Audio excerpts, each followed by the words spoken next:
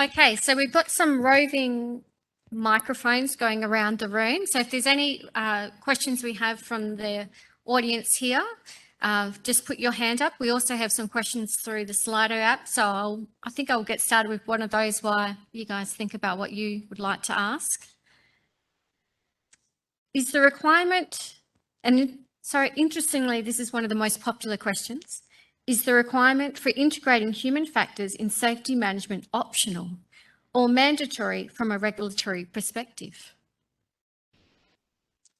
What do you guys think? Good regulator answer? Yeah, I know. I think we need a regulator. Are your microphones working? Hello? Hello? Yeah. There. Okay, interesting question. So my answer would be yes and no.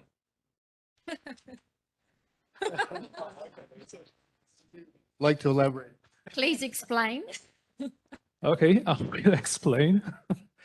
So it is yes and no, because looking into our safety cases, definitely there are aspects of human factors included.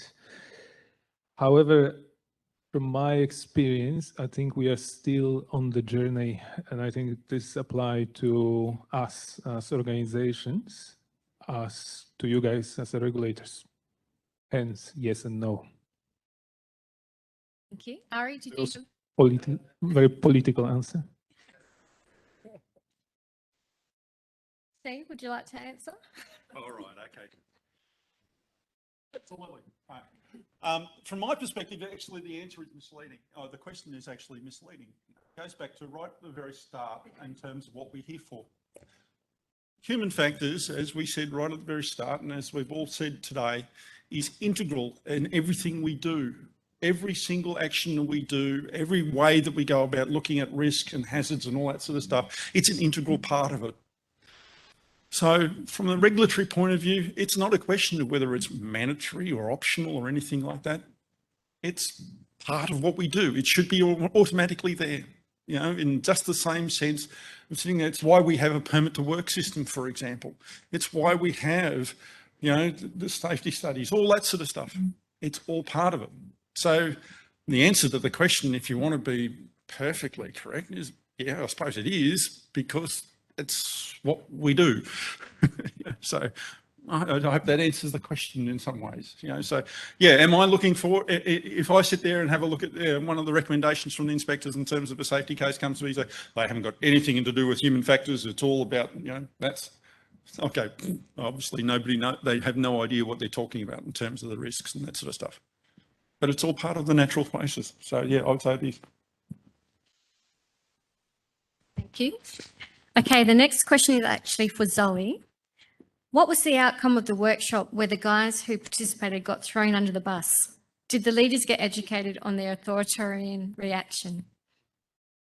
Yeah, so I think the person who asked this, I answered directly, but it might be useful to know. Yeah, so that uncomfortable moment was actually a pivotal point for us in the change of that particular site. So yes, that proved a kind of mirror up to the management, because it created a kind of knock-on effect. So yes, the particular management were brought in for some more education on some of the concepts. It was very visible, because a lot of the time it's easy to say, I don't blame and punish, I never do that.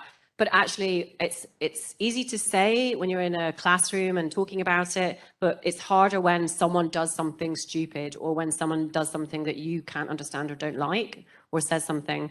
And so that's when the real test, when the rubber hits the road, I suppose. So yeah, the outcome was that particular site and that management group became one of our biggest advocates, but it was real painful to get there. But yeah, that's sometimes, I mean, change is uncomfortable. So. Thank you. So this one's for the whole panel. Leaders embedded may not get the brain space to step from detail to new approaches. How do you create this space and detail?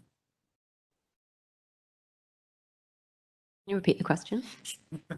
Leaders embedded may not get the brain space to step from detail to the new approaches. So a paradigm shift. How do you create this space? for the paradigm shift. Okay.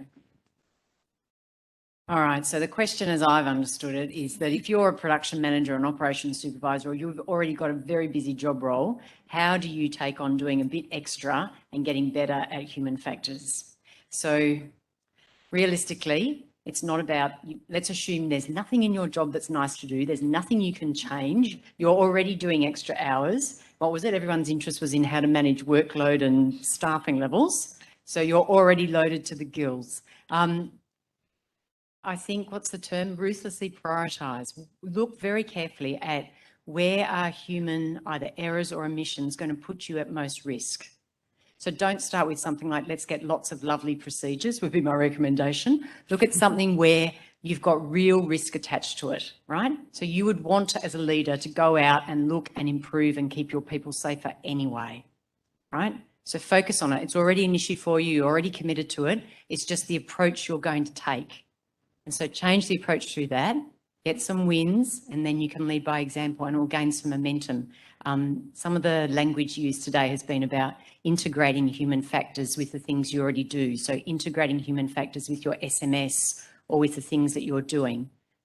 They're just a slightly different approach or a different set of tools or whatever to do the things you're already doing. That's my suggestion. I think there's another aspect to it too. One of the facilities I worked on, well, there were really two facilities, one where they had a very stable workforce, and essentially the supervisors didn't need the time to go out and bring people along with them because basically the workforce was fairly integrated in thinking that was going on. The other facility had a very green workforce, a high turnover rate, and so the supervisors were always complaining that they didn't have the time, for example, to go along and find out what people were doing and coach them and mentor them and do that. But it was pretty clear that that was required. So it really depends on where your workforce is. And if your workforce needs that sort of support, needs the innovation, needs new things to come into the way things are done, it's really not optional. It has to be done because otherwise you're just going to have failures, accidents, fatalities, that sort of thing. So I think to a large extent, a leader has to judge where their workforce is. And if this is required, innovation, leadership, supervision, it just has to be done. Time has to be found. Can I just real quickly add as well, leaders are human too, shock horror. So it's kind of understanding from their point of view what the barriers are. So if wherever that drive is coming from, I'm guessing it's somewhere from, maybe from their boss. The only reason they're going, well, I don't have time to do it is because someone's asked them to do it. You've got to ask them, well, what are the barriers to you spending time learning this? And what can we remove? The same way you would with the workforce if you're asking them to do something new. So we can't put this on them and expect it to work. We have to help them become part of designing the change as well. And I guess we have to remember that still in oil and gas, I think we're doing a lot of stuff in the name of safety. So maybe looking at the existing initiatives and existing method can actually free up some headspace for doing things that are more valuable and will add the actual value. The panel have raised a really interesting point, and it's something that we're starting to notice a bit from the regulator side as well, and something to be aware of. All that we've talked about today has been involvement of the workers. What we're actually starting to see too now is the impact of human factors on management and on leadership. If you ask yourselves right now in the room how many hours and stuff like that you actually end up working, over a week and that sort of stuff, and those hours that you put in, would you sit there and expect that to be the same for, somebody on the tools, and how reliable and that sort of stuff? We as managers often have a highly unregulated, uncontrolled environment where lack of procedures, environments where the expectations are on us and the demands and that sort of thing. And we are just as susceptible to the problems and errors as, the workforce out there. And it's something that we certainly from the safety side are starting to see as well because of that impact. And it's just something that I've just triggered off what you guys were saying as well, and something that I think we'll explore in the future. So just letting you guys know.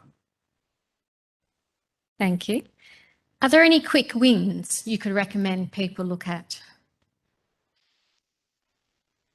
I would definitely say pick something that you already know is a problem, like a procedure that has had a million different updates, that is a pain point, that is critical.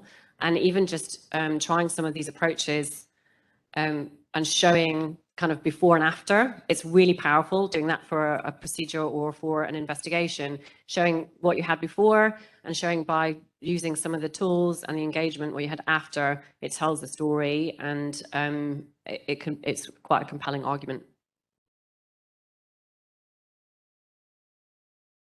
Looks like you've answered that one. Thank you. Okay. So what is your biggest aha moment or learning you wish you had have known earlier?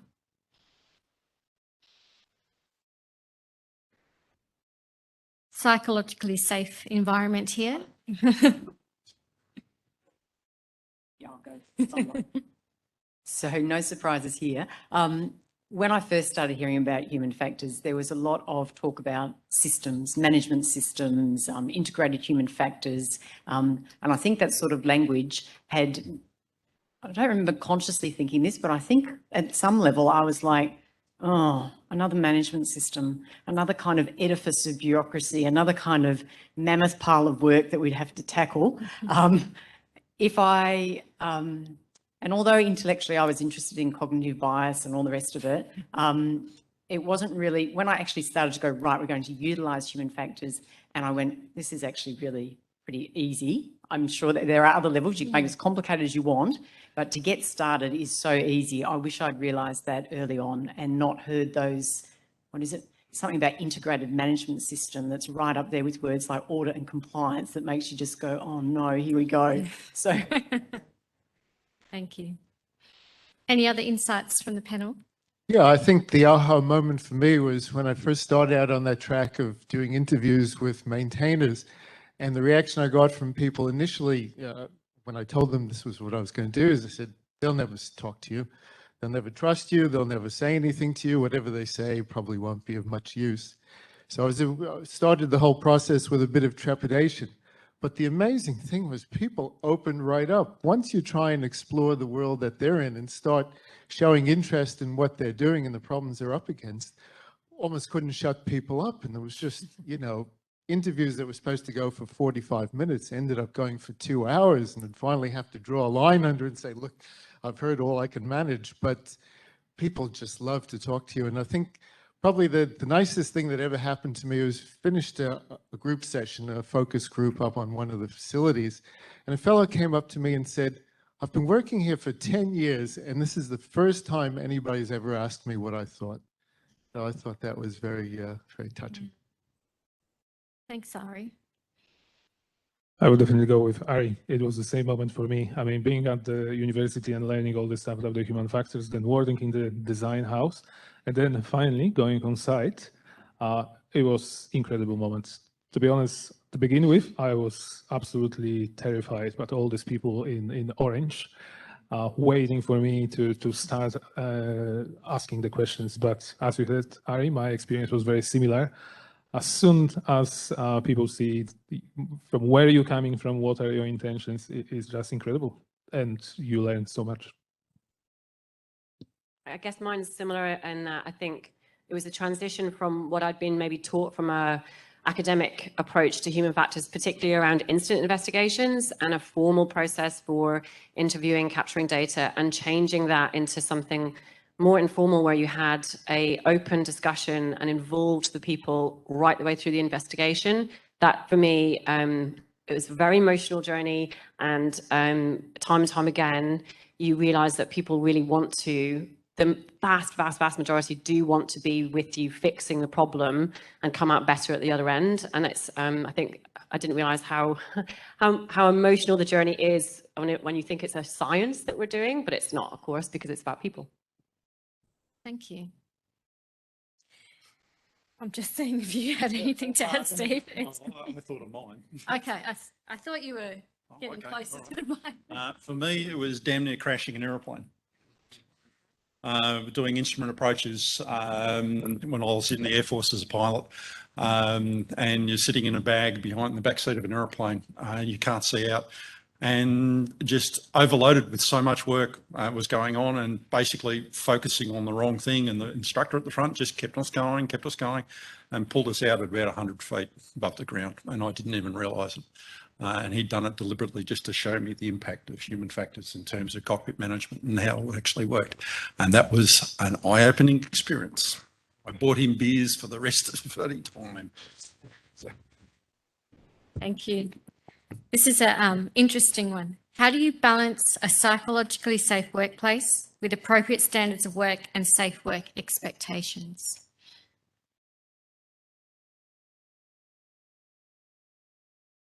So I think it's part of your safety maturity journey, which if you look at that model, it's around, early adoption is looking at setting those expectations. And I think we've all said that it's not that behavioral-based safety or talking about behavior and expectations is bad.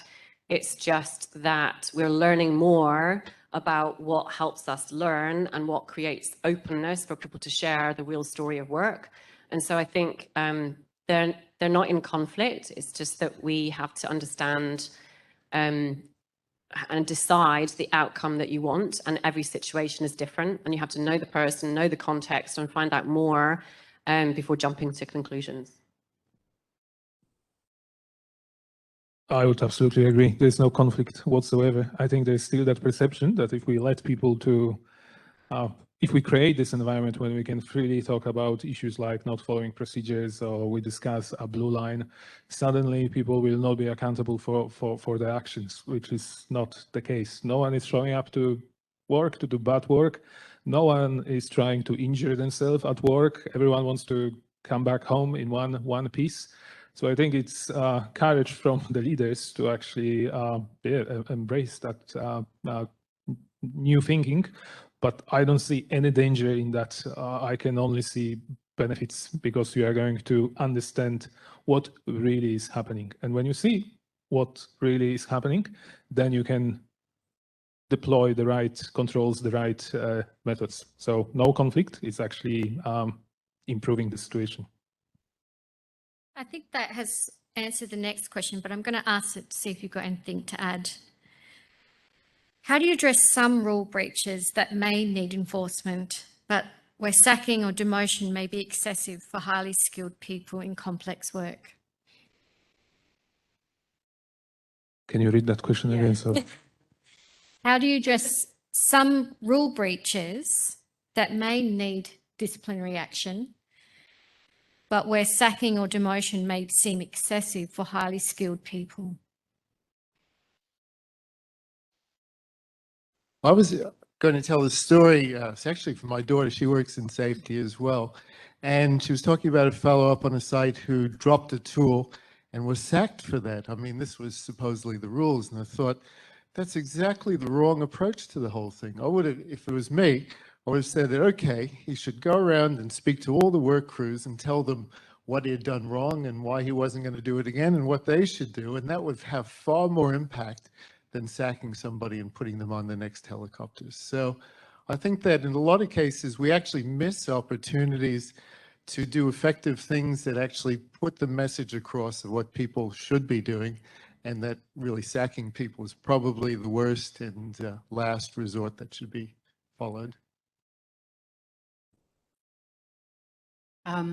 I suspect whoever asked this question and the previous one probably really picked up their ears when there was a part of William's presentation just before this where he talked about if the cause of the mistake is just like, I think you used terms like, sorry, I can't completely paraphrase you, gross negligence, just not caring, turning up to work completely intoxicated, almost essentially of their own free will willfully choosing to do the wrong thing. And he talked about that as being where you do hold people accountable versus where you've got an error, an omission, an oversight, which is where human factors come in. Now, I think the other questions also point to most organisations will have a core value or a core principle about accountability. So accountability is can be a bit of a scary word, and you'll find a lot of businesses at a very senior level will really push accountability, right?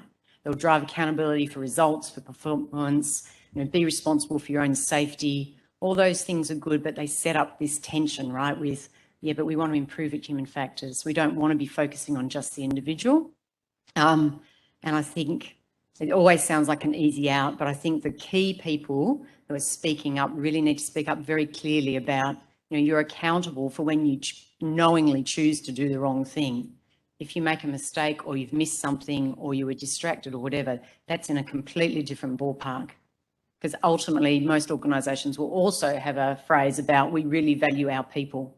And human factors links to we really value our people very strongly. So you need to there's some nuances there. But hopefully between the answers of the panel and William's presentation, whoever asked is clearer. That's brilliant. Yeah. But I think we as an industry really need to identify accountability, because this is, a topic that always pops in during our human factors conferences and human factors workshops and all the presentations, what we're doing with people who breach the rules. Look, from our perspective, we're collecting data on human performance for probably 10 years, and the cases where we came across with violations is probably 1 or 2. And it's something that we need to keep in mind, that this is a very rare event. And I think in our speak, when we talk about accountability in safety, we're actually using accountability to blame people for if there is a failure. And we really have to understand what that accountability means and how we actually using it. And I completely agree. And I think I'll just add, in terms of that confusion around accountability, trying to think of it as forward accountability. If you blame and punish and hold someone to account, you've kind of already lost. Accountability actually comes from within. It's the ability to be able to tell your story. You can't tell someone to be empowered if they don't feel it from within. So it's trying to understand what's going to help you be accountable, what's in your way of being accountable, and what is in the organisation. If I've raised a change for a procedure that's wrong and it's gone into the ether and it never comes back, then I'm going to stop raising changes, because there's no point in doing that. So it's really understanding and how to make accountability more easy, and rather than just going backwards, it's kind of like, how do you move forwards together if that's what you want to do with that individual? Thank you. And then, from the regulatory side, it is an extension on terms of the relationship that you guys have with us. The whole ability to actually be able to talk freely and discuss with us, problems that have occurred without having that blame culture, without having that, we're going to smack you every single time, so don't talk to us. It's exactly the same sort of thing and exactly the same sort of approach. And so certainly from our point of view, we totally and utterly reinforce the message that's here, and, trying to do the same sort of thing from our side in terms of going, okay, let's all be upfront and honest, and, helping each other, trying to actually address this so we don't get in a situation later on, it's happened. So we don't have TARDISes, we can't go back in time. So let's go forward. So. Stick around, Steve, because this one's for you. Oh, great. They've heard me enough. So in terms of sharing incident information, would this be more on enforceable industry? Will this be more on enforceable industry communications? Sorry? Now I'm blind, I can't read it, so I'll make the question up. I'll be the open regulator. I think the question is about, like relaying information and being open and transparent and actually just being a point of distribution about details. One of the problems that, personally, I love it. Personally, I think that we should be really a giant mailbox for absolutely everybody. I'll use in aviation, for example. Civil Aviation Safety Authority publishes a magazine every couple of months called Flight Safety, which has got listed in it every single defect report or incident or anything like that that's ever happened over that previous month that's been reported to them. It's all neutralised, so you can't tell who it is. However, when you get an incident that says 747 engine fell off, and it's been all through the newspapers and all that sort of stuff, it's pretty easy to work out it was Qantas, but that's life. But the important thing is that all the information is neutralised and stuff like that, but the technical detail as to what was actually there was broadcast. So I'd love to go down that sort of approach. It's used in other industries. I think it'd be fantastic. It's one of the reasons why we're here. Unfortunately, there's a breed of people called lawyers. Right? And every time I turn around and go, I would love to take this to everybody, they go, no, you can't. Or, you know, you have your discussions with an operator and about a particular thing and it's a really success story or something like that. And they go, yeah, it's a great thing to tell people and that sort of stuff. And then the corporate lawyers go, oh, no, you can't say it. So I'm sorry about that. You know, if I do get the chance to do it, I certainly encourage my team to, you know, to actually share incidents and share information that they have. You know, Ilva's incident about the ammonia disconnect, for example, you know, I was on a number of inspections after that where the inspectors talked about it, you know, with operators, and I actively encourage you to use the inspectors as a source. They're able to talk to you. They just can't give you anything, right? They're a resource for you to use. So actually absolutely use it. So I hope that answers the question. Love to, but I can't officially. So. Thank you. Okay. If you had one simple message you could share about human factors with your manager, what would it be?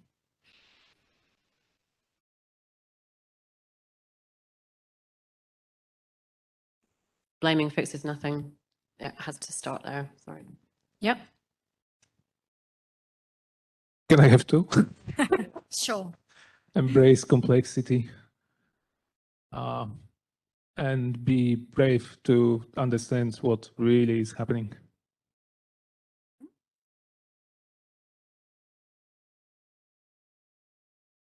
Whatever we're doing in that line of human factors, let's do a lot more of it. Thanks. Ilva? The person is central to everything. Doesn't matter how many instrument and control systems and safety shutdown systems we have, that human being, that one human being and the decisions they make keeps us all safe at the end of the day. They're worth the effort. Thank you. Any tips or tricks to win over senior managers who do not see the value and are not on the human and organisational performance bandwagon? Actually, funnily enough, it's been my experience that senior management is often on board because they're up to date with these sort of issues.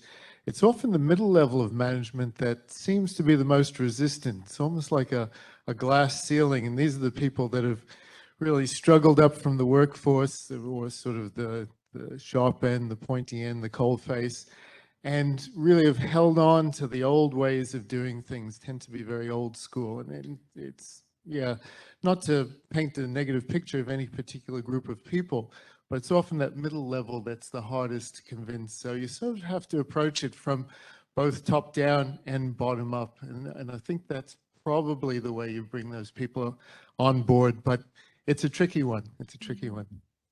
I would say sometimes it's realizing your own limitations and kind of doing a little bit of a cheeky sideways way of influencing and using peer pressure. So you'll know already in your mind the managers that buy into this stuff and they're already kind of quite easily aligned to this.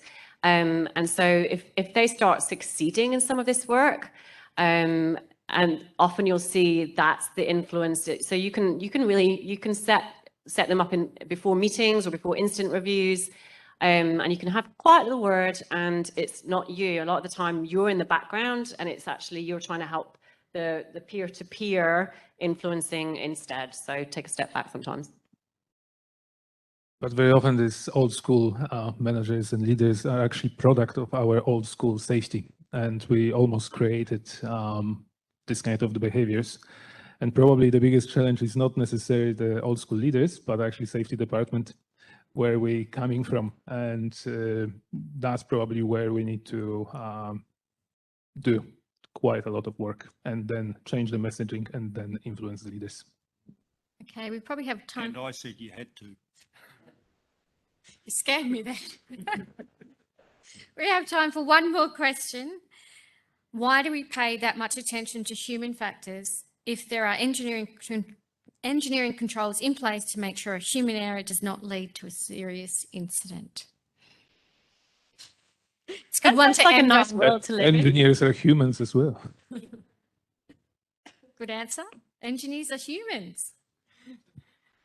Because when we look at our critical activities, the majority of the time, or no, I wouldn't say that, a lot of the time you've got humans as that safeguard, and we can't afford to put engineering safeguards in all of them. So that's why we're going to continue to have to do it. And the engineers are human for sure. I'm an engineer, so I can say that. And sometimes the human factors approach is a much less expensive and less painful one. I was involved with a root cause analysis on some leaking gas gauges on a particular facility and set in on that. And the engineers were all for changing the material, changing the grade of steel that was being used and the design of it, all of which would have cost millions upon billions of dollars across the facility. So the nuts holding the gauges on were cracking. And at the end of it, I said, well, you know, the guys that are doing this work, I mean, do you give them a proper procedure? And they scratched their head and said, well, they should do. They're tradesmen. They should know this. Okay, so you're not sure if they have a procedure. What about torque settings? Do they have the right torque settings? Oh, geez. And what about a torque wrench? Are they equipped with the proper tools? So they couldn't answer yes to any of these questions, all of which would have been incredibly cheap fixes, but they were ready to redesign the whole system of gas gauges across the entire operation, which would have, been horrendously expensive. So for a few dollars, essentially, they could have fixed the problem using human factors. Thanks. Great example, Ari. I'll give the dorky answer, all right? So let's talk the details of risk assessment. So you're looking at major incident scenarios. Even if you've got a SIL 2 safety shutdown system or SIF, and you've got a DCS interlock, you are still, unless you've got an extraordinarily low risk target, you're still going to need either another control or a human involved. And in some of your major incident scenarios, you just will not be able to put so much instrumentation in. You can't hook a truck up and have a safety instrumented function hooked up to it, plus the level, plus everything else. So when you do those excruciatingly long HAZOPs and LOPA safety barrier analysis workshops, you are going to find that you have to have safety barriers that involve humans. And if you want to be able to verify and confirm that that safety control with a human in it is verifiable, effective and reliable, which is what every safety barrier should be, really the only way you can get to that verification is using human factors. Otherwise, you're just relying on your gut instinct of, I've worked here a long time, I know all the operators, they're very competent, I really rate them, we'd be fine. And if you're thinking like that, then, you know, you become risk complacent, right? We're all risk blind, we only know what we know, but you're the people that turn up to work every day. You work on those sites, it's your personal safety, not just the people you're looking after. Thank you. Please put your hands together and thank our panel.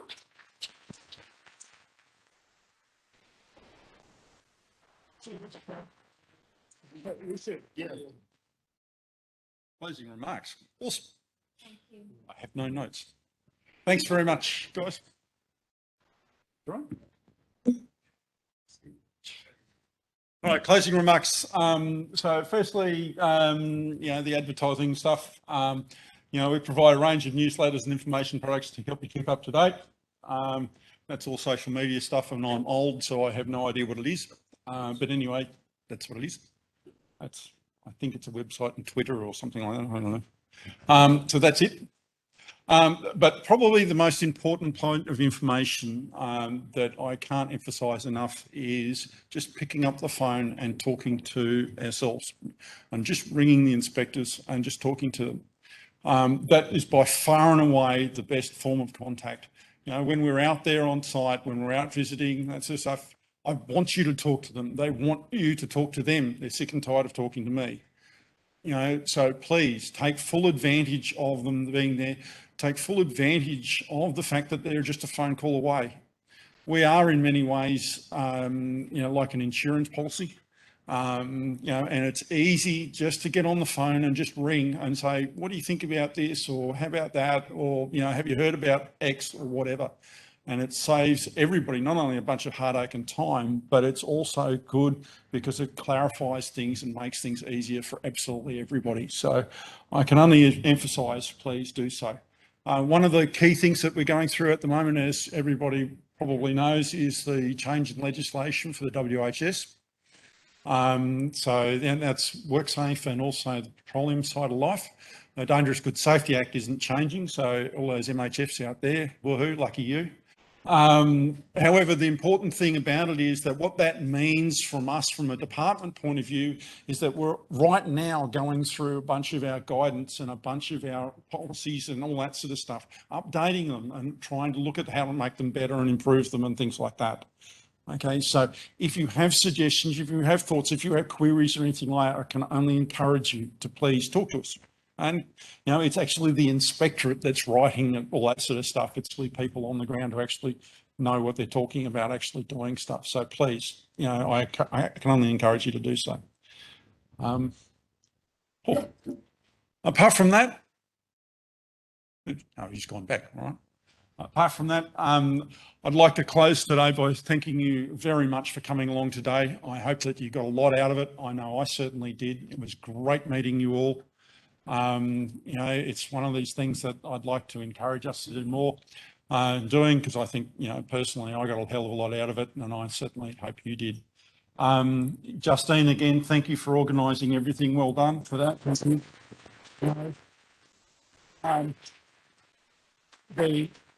The presenters, you know, they were fantastic. You know, it was really cool and really great hearing a lot of really good stuff. So, yeah, that was really cool. So thank you very much, guys. Well done. Thank you.